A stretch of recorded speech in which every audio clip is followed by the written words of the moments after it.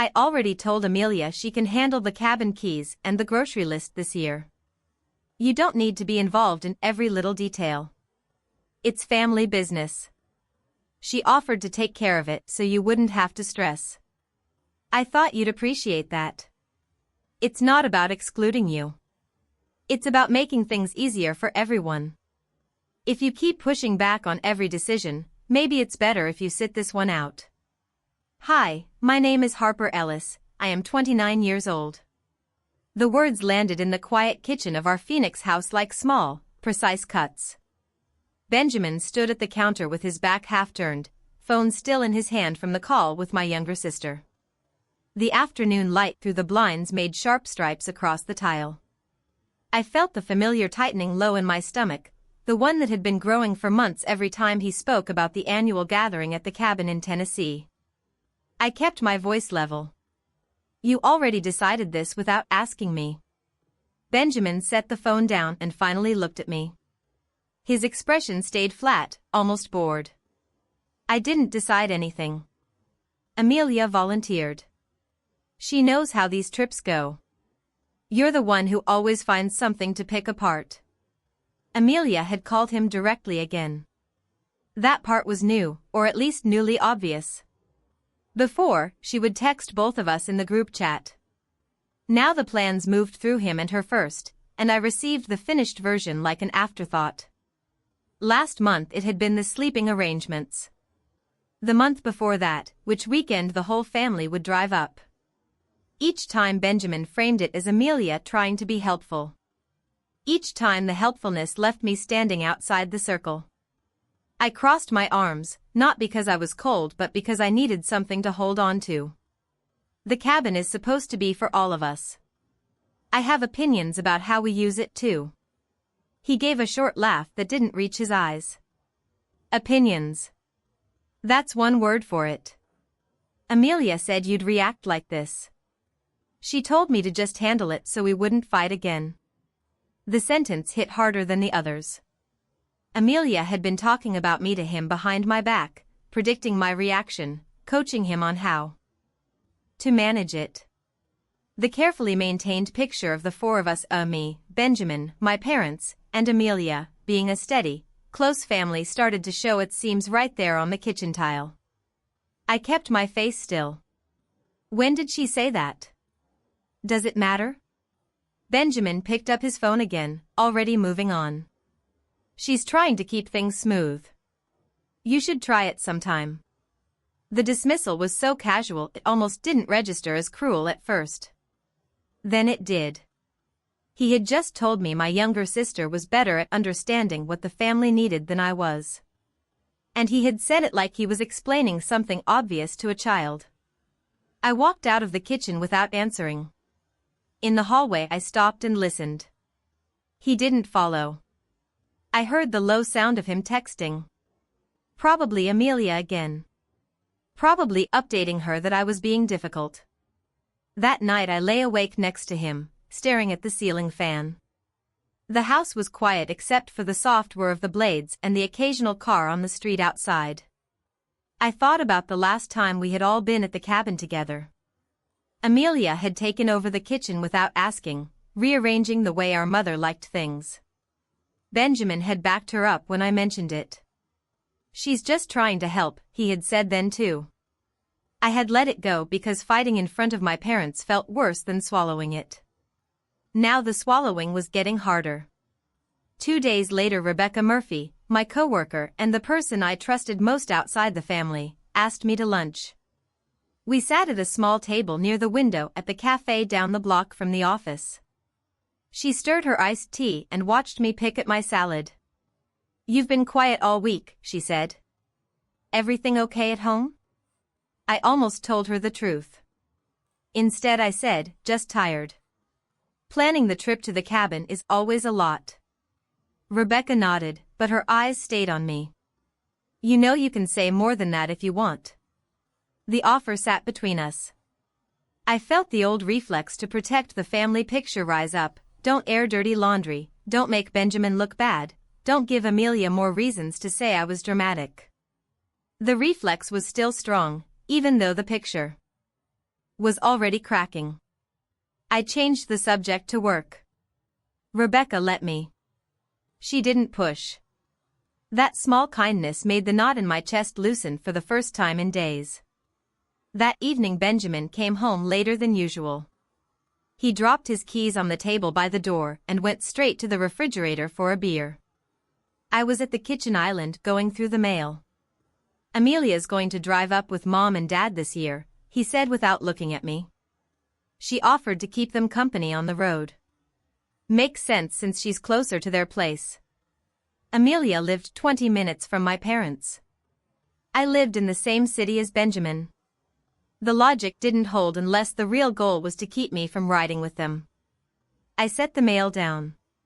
So I'm supposed to drive by myself? He shrugged. Or you can fly. Whatever's easier. The casualness of it was the worst part. He wasn't angry. He wasn't even defensive. He was simply rearranging the family around me as if I were an optional piece. I kept my voice cold and even. You already told her yes, didn't you? Benjamin finally turned. For a second something like irritation crossed his face, then it smoothed out again. She asked. I said it sounded fine. I didn't think it needed a committee meeting. That was when the second cut landed. He had stopped pretending this was about convenience. He was telling me, plainly, that decisions about the people I loved most no longer required my input. I didn't raise my voice. I didn't cry. I simply said, I see. He took his beer and walked into the living room. The conversation was over because he had decided it was over. Later that night, while Benjamin was in the shower, my phone lit up with a text from Amelia. It was a photo of the cabin living room with new throw pillows she had apparently ordered. The message underneath read, "Thought these would make the place feel more like ours this year." Ben agrees. Ours. Not mine and Benjamin's. Not the family's. Hers and his. I stared at the message until the screen went dark. Then I set the phone face down on the nightstand. The next morning I left for work before Benjamin woke up. On the way out I passed our neighbor Jason Cooper, watering his desert plants in the front yard. He raised a hand in greeting. I raised one back. We had never spoken much beyond hellos. That morning I was grateful for the distance. At the office I kept my head down and met deadlines. Rebecca stopped by my desk once around lunch and left a coffee without asking questions. I drank it black and kept working. That evening I came home to an empty house. Benjamin had left a note on the counter, at the gym. Back late. Amelia might call about the cabin AC. I read the note twice. Then I folded it once and put it in the drawer where we kept takeout menus. I sat at the kitchen island in the quiet and let the truth settle without trying to soften it.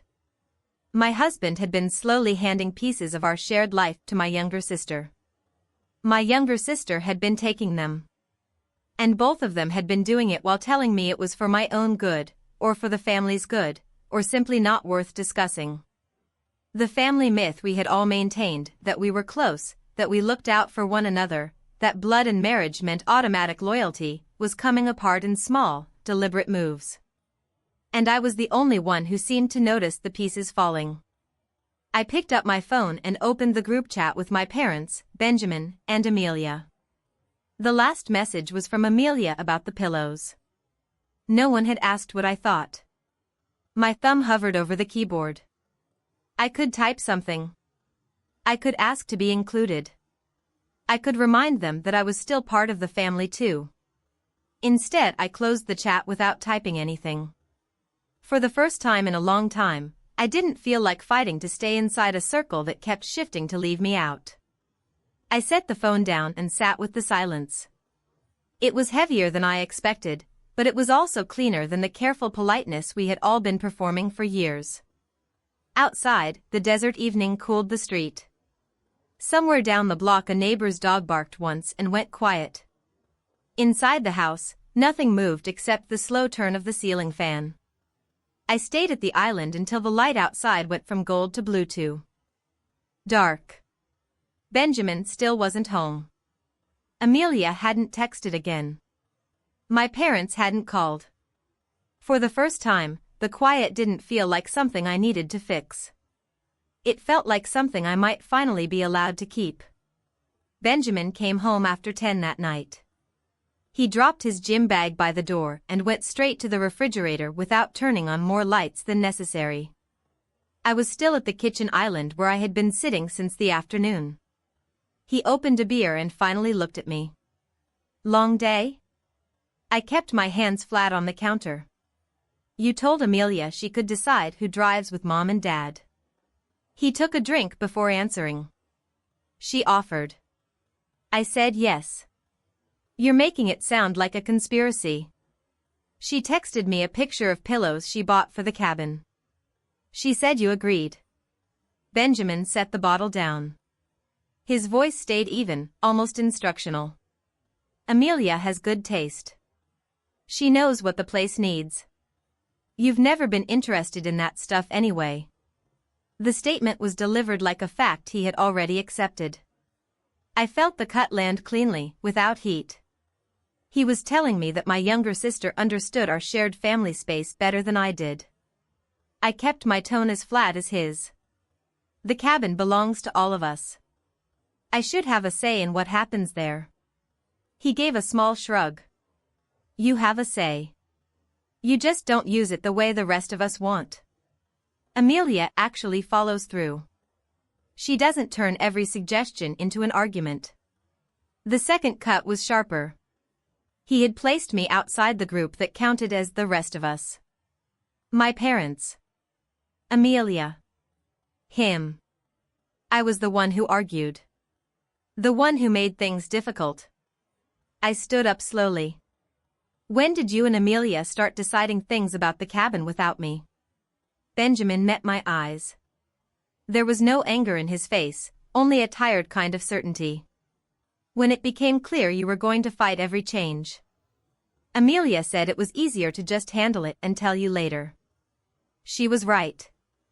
Amelia had said that to him. She had framed my desire to be included as fighting change. And he had believed her enough to start cutting me out of the planning. I walked past him into the hallway. He didn't follow. I heard him pick up his phone again. Probably texting her to report that I was upset. The next morning I went to work early. Rebecca found me at my desk before 9 and set a second coffee next to my monitor without asking. She pulled the spare chair closer. You look like you didn't sleep, she said quietly. I stared at the spreadsheet on my screen. Benjamin and Amelia are planning the entire cabin trip without me. He says it's easier that way. Rebecca was silent for a moment. Then she asked, easier for who?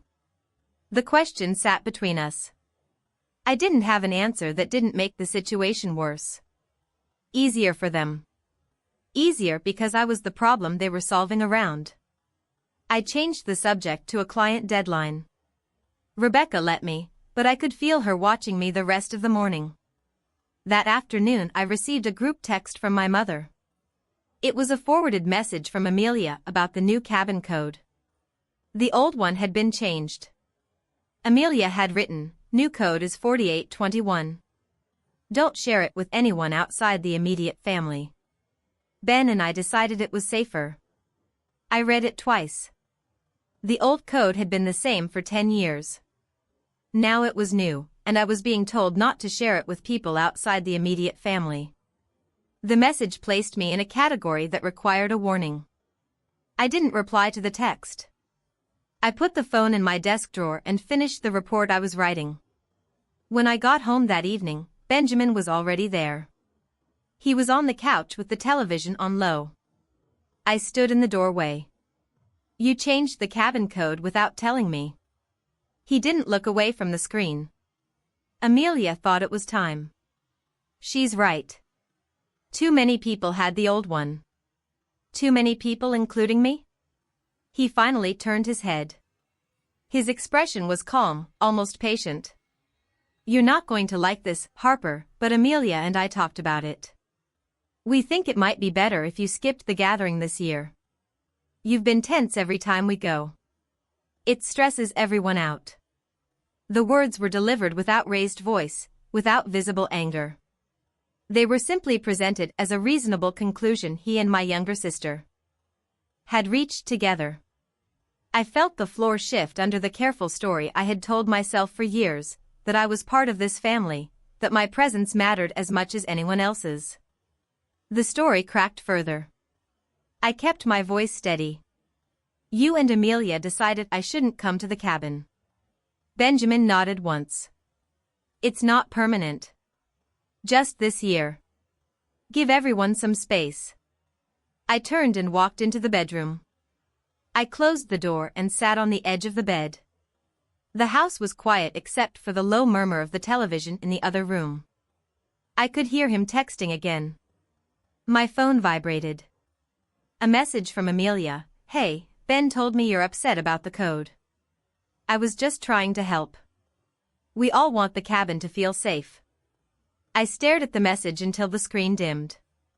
Then I turned the phone off completely and set it on the nightstand.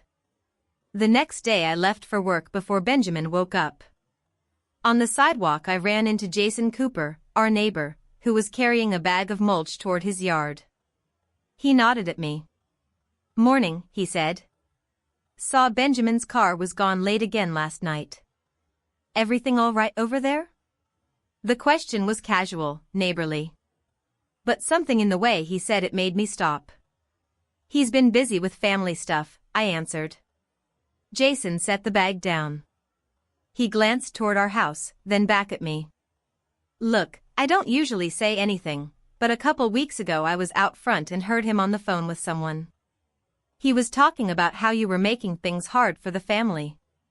Said your sister was the only one who understood what needed to happen with the cabin.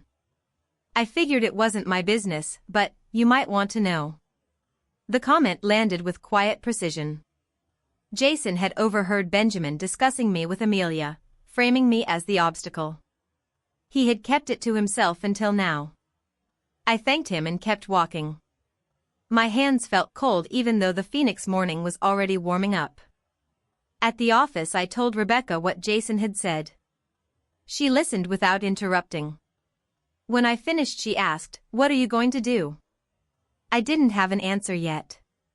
The question sat inside me like a held breath.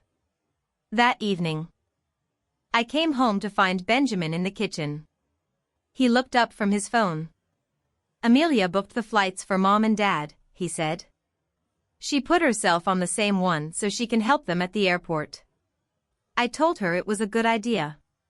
He was informing me of another decision that had already been made. Another piece of the gathering arranged without my input. Another step that moved me further outside the circle. I set my bag on the counter. You and Amelia seem to have everything figured out. Benjamin's mouth tightened for the first time. Don't start. We're trying to make this work for everyone. Everyone except me. He put his phone down. His voice dropped into the same instructional tone he had used before. You're choosing to see it that way. Amelia said you would. She said if we just gave you space you'd calm down eventually. The third cut was the cleanest. He was repeating my younger sister's assessment of me as if it were neutral fact. And he expected me to accept it. I looked at him across the kitchen. The man I had married, the man who had once seemed like part of the same steady family picture my parents had built, was now using my sister's words to explain why I didn't belong in my own plans. I didn't argue. I didn't raise my voice. I simply turned and walked out of the room. In the hallway I stopped. My reflection in the dark window showed a woman standing very still. For the first time the stillness didn't feel like waiting for permission to speak. It felt like the beginning of something I hadn't named yet. The comment from Jason Cooper stayed with me through the night and into the next morning. I carried it to work like a small, heavy stone in my pocket. Rebecca noticed the change in my face before I spoke.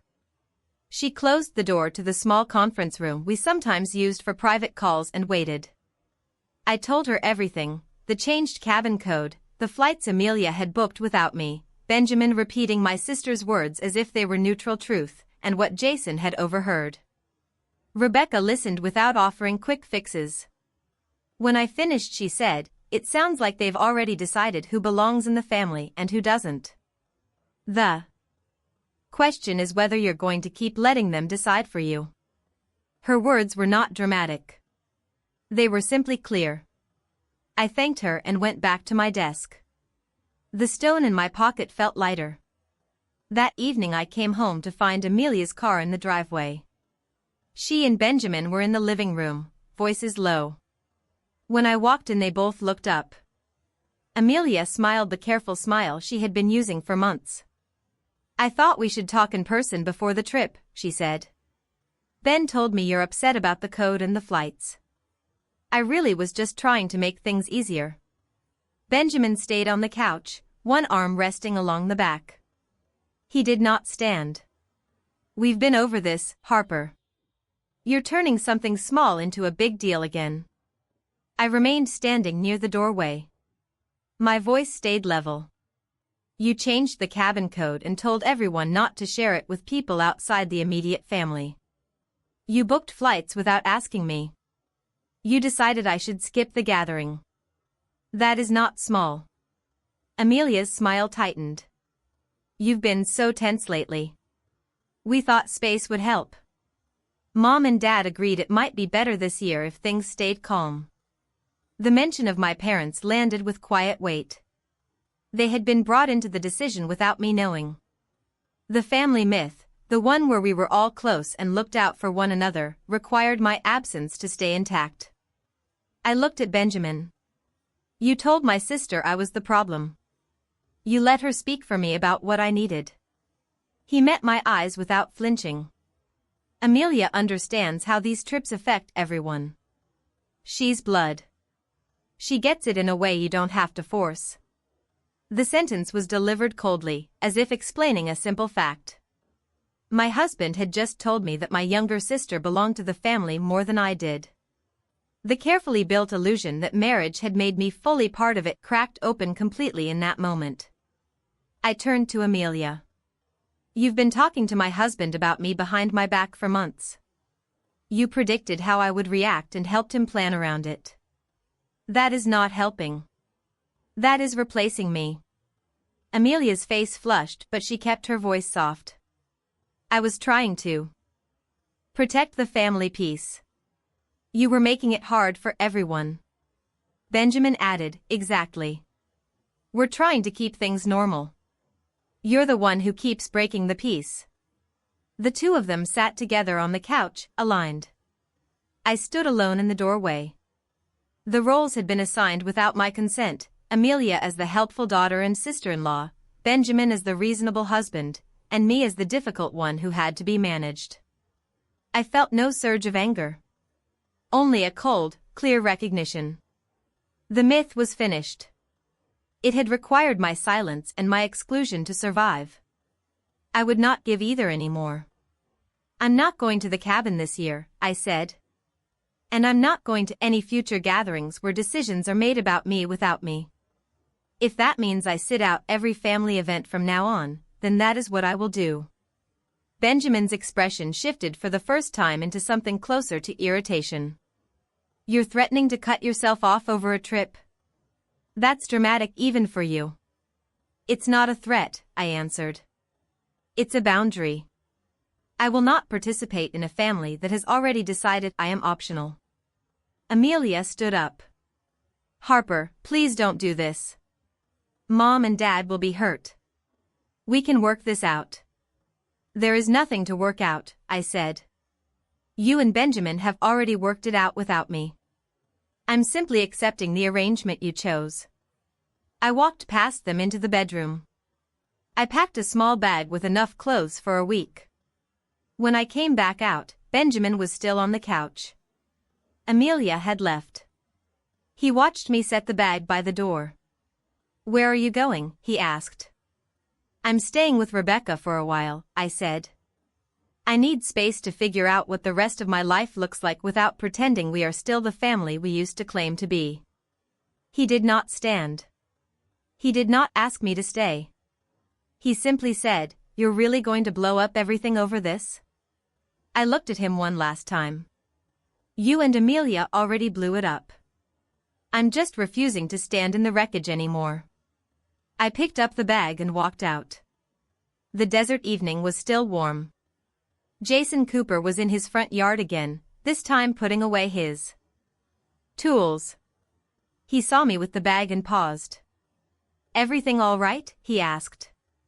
I stopped at the edge of the driveway. "I'm taking some space.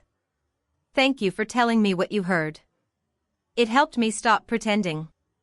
Jason nodded once. He did not ask for details. He simply said, "You don't have to explain."